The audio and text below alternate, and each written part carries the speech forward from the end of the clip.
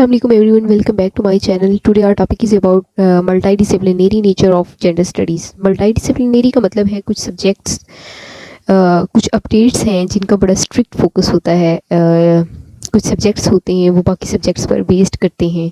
They are very much multidisciplinary होते हैं. For example अगर इंटरनेशनल रिलेशंस को देख लें तो it is also very multidisciplinary. इसमें लिटरेचर भी आता है, पोल साइंस भी आता है, थोड़ी बहुत सोशियोलॉजी भी आती है, वर्ल्ड इवेंट्स, काफ़ी सारी चीज़ें इसमें जो है वो आती हैं. इसी तरह जेंडर स्टडीज़ जो है it is also multidisciplinary subject. इसकी अप्रोच मल्टीडिसिप्लिनरी है कि कोई भी किसी भी बैकग्राउंड का बंदा इसको पढ़ सकता है. फॉर एग्जांपल इसके अंदर जो है साइको एनालिटिकल, इसके अंदर हमने साइकोलॉजी को बोरो किया हुआ है. अब है तो फेमिनिस्ट थ्योरी लेकिन बेसिस इसका साइकोलॉजी है. अब लिटरेचर को देखें तो इसमें हमें बहुत ज़्यादा एंडोसेंट्रिज्म नज़र आती है. तो लिटरेचर से भी इसने बहुत एग्जांपल्स बोरो की हैं कि कैसे कैसे एंडोसेंट्रिज्म होती है और कैसे कैसे हम इसको कैटर फॉर कर सकते हैं. अब अगर सोशियोलॉजी और एंथ्रोपोलॉजी को देखें कि सोशियोलॉजी से हम देखते हैं कि फैमिली स्ट्रक्चर जो है इसने कैसे कैसे और कहाँ कहाँ जो है पैट्रियार्की शो की है. एंथ्रोपोलॉजी से हम देखते हैं कि कोर्स ऑफ हिस्ट्री जो है वो कैसे ये फैमिली स्ट्रक्चर ये इवॉल्व हुआ है. ये सारी चीज़ें जेंडर स्टडीज़ ने इन सब्जेक्ट से ली हैं. बायोलॉजी से हम देख लें तो gender sex versus gender debate की काफ़ी चीज़ें निकालते हैं. बेसिकली बायोलॉजी जो डिफाइन करती है मर्द और औरत को, इसको हम कहते हैं इसको हम सेक्स कहते हैं. और जो सोसाइटी लेबल करती है मेल और फीमेल को, इसको हम जेंडर कहते हैं. यानी जो करेक्टरिस्टिक्स बायोलॉजिकल करेक्टरिस्टिक्स होते हैं इसको हम सेक्स कहते हैं और जो करेक्टरिस्टिक्स इन्वायरमेंटल होते हैं इसको हम जेंडर कहते हैं. Then philosophy and political science से तो बेतहाशा थ्योरीज ली हैं जेंडर स्टडीज़ ने. ये जो लिबरल फेमिनिस्ट थ्योरी है ये जॉन लॉक की लिबरलिज्म से इंस्पायर्ड है. फिर दूसरी काफ़ी सारी डेवलपमेंटल थ्योरीज जो हैं वो हमने पॉलिटिकल साइंस से ली हैं. So there are lot of things that we have taken from various subjects which makes gender studies are very multidisciplinary subject. इस टॉपिक में इतनी बड़ी कोई साइंस नहीं है, इसमें बस यही है कि ये सब्जेक्ट इसमें दूसरे सब्जेक्ट्स का इनपुट आता है. Gender studies encompasses interdisciplinary fields. इसमें इसके बारे में कैथरीन ओर ने कहा था in his publication rethinking women's and gender studies. इसके अंदर उन्होंने कहा था कि women's and gender studies cultivate a critical awareness of contribution of women and impact of gender in our lives both historically and in the contemporary world. इसे ये Catherine Orr ने कहा था इसके बारे में. और जेंडर स्टडीज़ जो है वो it includes community work and problem solving. Theoretical frameworks हैं इसके पास, एक्सपीरियंसेस हैं और डिफरेंट प्रोग्राम्स हैं इसके अंदर. So it is the multidisciplinary nature of gender studies. Then इसके अंदर कैरियर डाइवर्सिटी है और it is a single discipline within the feminist perspective like women and literary imagination, women in American history. Examples हैं इसकी. Let me write this. So this is all about multidisciplinary nature of gender studies. Next I'll start my next topic. Gender studies में एक बड़ी debate start हुई जिसका नाम था autonomy versus integration debate. बहुत अरसे तक इस पर बहस होती रही. बेसिकली आपकी एसोसिएशन फाउंड हुई थी जिसका नेम था नेशनल वुमेन सफर एसोसिएशन, जिसने 1982 में एक डिबेट शुरू की थी कि ठीक है वुमेन स्टडीज़ इस्टेब्लिश की है, यूनिवर्सिटीज़ ने इसको पढ़ाना भी शुरू कर दिया है, क्या ये लॉन्ग टर्म सस्टेनेबल है? क्या हम जेंडर स्टडीज़ को as a separate field offer करें या हम इसको मर्ज कर दें? इसका कंटेंट तो है, सिलेबस भी बन गया है, तो बस इतना करते हैं कि इसका कंटेंट, इसका सिलेबस जो है वो हम डिफरेंट सब्जेक्ट्स में किसी ना किसी तरह डाल देते हैं ताकि हर डिग्री के स्टूडेंट्स जो हैं, हर एकेडमिक डिसिप्लिन के जो स्टूडेंट हैं वो इसको पढ़ सकें और ज़्यादा से ज़्यादा इसकी रीच वाइडर हो सके. वैसे तो इसे वो जस्ट वो लोग पढ़ेंगे जो कॉन्शियसली इसे चूज़ करेंगे या gender studies as a degree इसे ऑप्ट करेंगे. लेकिन अगर हम इसको हर सब्जेक्ट में, स्पेशली ह्यूमैनिटीज़ में, इसका एक दो चैप्टर डाल दें तो सबको जो है मैंडेटरी पढ़ना पड़ेगा इसको. और एक्सपेंसेस भी, जो फंडिंग जो आती है उनके लिए, वो कम यूज़ होगी. हर डिपार्टमेंट की अपनी रिस्पॉन्सिबिलिटी होगी कि वो इसको पढ़ाएगा. सो ये डिबेट जो है स्टार्ट हुई. इस डिबेट ने औरतों को, जो आपकी फेमिनिस्ट लीडर्स थी, इनको 2 कैंप्स में डिवाइड कर दिया. एक कैंप था ऑटोनोमस का और एक कैंप था इंटीग्रेशनिस्ट का. ठीक है. Autonomous जो है wanted that they said we want autonomous separate individual women study program. We do not want कि जेंडर स्टडीज़ का सब्जेक्ट किसी और सब्जेक्ट के साथ मर्ज किया जाए। और दूसरी तरफ थी इंटीग्रेशनिस्ट्स, वो कहती थी एज द नेम सेज कि औरतों को क्या पॉलिटिकल राइट्स या कोर्स ऑफ हिस्ट्री या फिर डेवलपमेंट में औरतों को कैसे ज़्यादा इंक्लूसिव डेवलपमेंट कैसे कर सकते हैं। इस तरह के छोटे छोटे चैप्टर्स डाल के ट्रेडिशनल डिसिप्लिन में हम फेमिनिस्ट पर्सपेक्टिव डाल दें। अब इस डिबेट में आप ये नहीं कह सकते कि कोई एक साइड जीत गई थी। हाँ, ये कह सकते हैं कि one side was more dominant.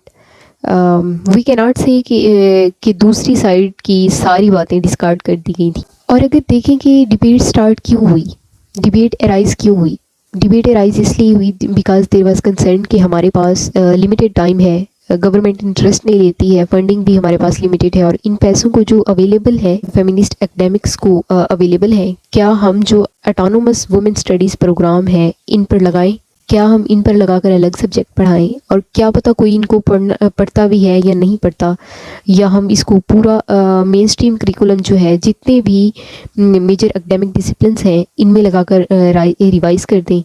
ये डिबेट इसलिए स्टार्ट हुई, ऑब्वियसली ये दो डिफरेंट पॉइंट ऑफ व्यूज़ थे। कुछ को लगता था कि ऑटोनोमस वुमेन स्टडी प्रोग्राम्स जो हैं वो बेकार हैं, हर कोई तो नहीं पढ़ेगा इसको। कुछ लोगों को लगता था कि ये सब्जेक्ट डाइल्यूट करके ख़त्म हो जाएगा, बाकी एकेडमिक डिसिप्लिन में डाला तो इंटरेस्ट नहीं होगा इसको पढ़ाने में, ये एज एन एक्स्ट्रा चैप्टर पढ़ा रहेगा, कोई पढ़ेगा भी नहीं, eventually it would be obsolete. और प्रोपोनेंट्स ऑफ ऑटोनोमस कहते थे कि they believe that feminist should work in isolation, इनको अलग काम करना चाहिए, इनका अलग मूवमेंट है, अलग एजेंडा है और अलग डिमांड्स हैं, और किसी को क्या फ़र्क पड़ता है कि कोई इसको पढ़े या ना पढ़े, तो इसलिए बेहतर है कि we should work in isolation. वो कहते थे we should try to focus on problems of women instead of focus on issues as a part of bigger picture, और इसको एज अ प्लेटफॉर्म यूज़ करें to improve situation and to improve women rights. बाकी issues पर फोकस करने की ज़रूरत नहीं है। इंटीग्रेशनिस्ट जो थे दे बिलीव करते थे कि अगर इस सब्जेक्ट की इंटीग्रेशन करेंगे तो बाकी सब्जेक्ट से इसकी रीच जो होगी वो वाइडन होगी। इसको पॉलिटिकल साइंस का स्टूडेंट भी पढ़ेगा, आईआर का स्टूडेंट भी पढ़ेगा, और यही लोग तो स्टेट जॉब्स लेते हैं, लेजिस्लेचर बनाते हैं, लेजिस्लेचर में जाते हैं। So it would reach the people who can influence the society and change things. मकसद तो सब्जेक्ट का यही है कि अल्टीमेटली औरतों के लिए एक चेंज लेकर आना है। अगर एक बहुत specific set of people society में पढ़ेंगे और वो लोग जो जेंडर का सब्जेक्ट ऑप्ट करेंगे तो इतना चेंज नहीं आएगा। हाँ, अगर इंटीग्रेशन करेंगे तो ये इन लोगों तक पहुंचेगा जो अल्टीमेटली आपकी गवर्नमेंट में आएंगे। Ultimately they change the things for women and it would help reach the message of women studies, gender studies to help reach the movement to power corridor। और पावर कॉरिडोर क्या है? Power corridor ये है कि ये government है, people who would be sympathetic to your cause and would fight for the cause. तो अगर वहाँ तक इस सब्जेक्ट को पहुँचाना है तो इस तरह तो नहीं चलेगा कि अलग सब्जेक्ट बनाया जाए। Autonomous on the other hand believe कि अगर हमने इंटीग्रेट कर दिया into other subjects, into other academic fields, तो हम अपने मेन रोल से जो हैं वो स्टीर अप हो जाएंगे, हमारा मूवमेंट डाइल्यूट हो जाएगा, इधर उधर जाके एक एक चैप्टर लग जाएगा, ना कोई पढ़ेगा, और जो इसका पूरा एक डिपार्टमेंट है इसका हमने बना लिया है वो भी ख़त्म हो जाएगा, और इसकी रेलिवेंस भी कम हो जाएगी। और दे बिलीव कि जो ऑटोनॉमी हम रखेंगे तो हमारे डिसीजन मेकिंग जो होगी, हमने इसमें क्या पढ़ाना है, हमने इस मूवमेंट को कैसे लेकर चलना है, सब जो है वो फेमिनिस्ट के पास रहेगा, और इनकी जो लीडर्स हैं इन मूवमेंट्स की, ये इनके पास रहेगा। इनको ये भी लगता था कि अगर हमने इसको इंटीग्रेट कर दिया तो ऐसा काज नहीं रहेगा कि एक सेट ऑफ पीपल तो एसोसिएट नहीं होगा इस सब्जेक्ट के साथ, इधर उधर डिवाइड हो जाएगा, तो कोई इसके लिए इतना एडवोकेट भी नहीं करेगा, मैसिव डाइल्यूट हो जाएगा और सपोर्ट कम हो जाएगी, और इसके साथ साथ फंडिंग भी अल्टीमेटली रिड्यूस हो जाएगी। तो इंटीग्रेशन के जो इंटीग्रेशनिस्ट थे वो इनका ख्याल था कि नहीं, इस तरह का कोई चेंज नहीं आएगा। अगर आपने पावर कॉरिडोर में रीच करना है तो इम्पॉर्टेंट ये है कि लोगों तक मैसेज पहुंचे। चेंज जो है स्लो प्रोसेस है, इस तरह चेंज नहीं हो सकता कि आप जेंडर स्टडी से एक सब्जेक्ट पढ़ा दें और इससे चेंज आ जाएगा, ऐसे तो चेंज नहीं आएगा। स्लो प्रोसेस है और we need practice working within the system. ऐसे लोग जो गवर्नमेंट में काम करते हैं और आपकी बात से मुत्तफिक होते हैं, लेजिस्लेचर्स जो आपकी बात सुनते हों, वो आपको चाहिए टू ब्रिंग चेंज। और आप सिर्फ थ्योरी में बातें नहीं करेंगे, कि हमें फ़लाँ राइट चाहिए या we need equality in XYZ way, जैसे ऑटोनोमस करते हैं, you would actually be doing something practical about, and you would actually be getting the message across the people who mattered, people who can bring about change for women. So दोनों का अपना view point था. Autonomous को लगता था कि हमें ये चुप करवाने का तरीका है, हमारे इम्पैक्ट को रिड्यूस करने का तरीका है. वुमेन स्टडीज़ जो इतना बड़ा कोर्स बन गया है, इसको वीकन करने का ये तरीका है. इंटीग्रेशनिस्ट्स को लगता था कि ऑटोनोमस थोड़े बेवकूफ़ हैं और वो इस सब्जेक्ट को गेटवाइज कर देंगे. गेटवाइज का क्या मतलब है? गेटवाइज उनको कहते हैं जो सोसाइटी के आउटस्कर्ट्स पे जो लोग रहते हैं, जो मेन स्ट्रीम सोसाइटी का पार्ट नहीं होते, और वो जो आइसोलेटेड होते हैं सोसाइटी से. लाइक अगर पाकिस्तान की एग्जांपल देख लें तो जो लोग स्लम्स में रहते हैं, they are out of mainstream society. तो उनको लगता है कि अगर इस सब्जेक्ट को इतना ज़्यादा स्पेशलाइज कर दोगे तो specialise set of people would study it would sort of get wise subject, or it would separate from the mainstream. तो lot of people would not identify or relate to women studies. ये इनका point of view था integrationist का. But no one side was completely correct. No one side is 100% justified. तो ultimately ये हुआ कि subject तो लग रहा था अलग subject. अभी भी हम देखते हैं कि gender studies as a separate subject पढ़ रहे हैं. वेरियस यूनिवर्सिटीज़ में सेपरेटली ऑफर हो रहा है, लेकिन साथ साथ कुछ इंटीग्रेशन भी हुई है, कुछ ना कुछ मेन स्ट्रीमिंग भी हुई है. अगर आप देखें लिटरेचर में एटलीस्ट जो अंडर ग्रेजुएट प्रोग्राम्स हैं इन यूनाइटेड स्टेट्स, इसमें जेंडर स्टडीज़ पढ़ाया जाता है. पॉलिटिकल साइंस में भी कुछ ना कुछ पढ़ाया जाता है. ये जो मीडिया है इसका सब्जेक्ट इससे बहुत ज़्यादा लिंक हो गया है. इसमें कोशिश की जाती है कि कॉन्शियसली कि आपकी जो वेरियस मीडिया आउटलेट्स हैं वो जेंडर स्टडीज़ का जो पर्सपेक्टिव है वो कहीं ना कहीं हो रहा हो. ऐसा नहीं है कि ऐसा नहीं हुआ कि बस किसी को पता ही नहीं है फेमिनिस्ट मूवमेंट का या जेंडर स्टडीज़ का, ऐसा कुछ भी नहीं है. कुछ ना कुछ मेन स्ट्रीमिंग भी हुई है और ऑटोनॉमी तो रही ही है ऑन द मोस्ट पार्ट.